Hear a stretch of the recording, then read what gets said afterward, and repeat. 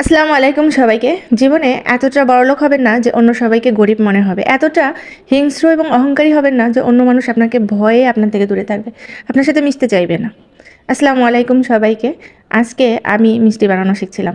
কারণ যে জিনিসগুলো আমি পারফেক্টলিভাবে পাই না, সেই জিনিসগুলোকে শিখতে আমার কোনো দ্বিধা নাই। সেটা যেই হোক না কেন। তো আমার অন্যান্য মিষ্টি মোটামুটি আলহামদুলিল্লাহ হয়, কিন্তু এই রসগোল্লাটা বানাতে গিয়ে একটু এদিক সেদিক হয়ে যায়, সবসময় একরকম হয় না। আমি যখন মালয়েশিয়ায় ছিলাম, আমার রসগোল্লা বানানোর জন্য যেই চেষ্টাটা সেটা ম্যাক্সিমামই ফেল হয়ে গেছে, কিন্তু কালোজাম অন্যান্য সব কিছু আলহামদুলিল্লাহ হয়।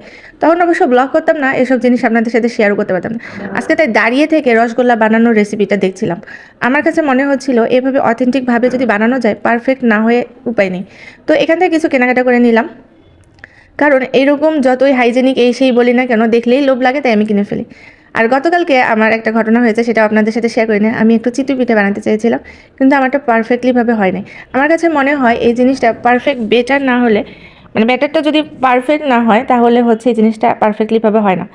আর আমার কখনোই এসব ব্যাপারে ইন্টারেস্ট ছিল না, যদিও বা আমার নানু খুব বেশি এই পিঠা টিঠা বানাতে পারতো, কিন্তু আমি ওই সময়টা মনে হয়েছে ধুর, এসব জিনিস বানানো একটা সময় অপচয়। আমি অবশ্য ছিলাম গল্পের পোকা, মানে গল্পের বইয়ের পোকা।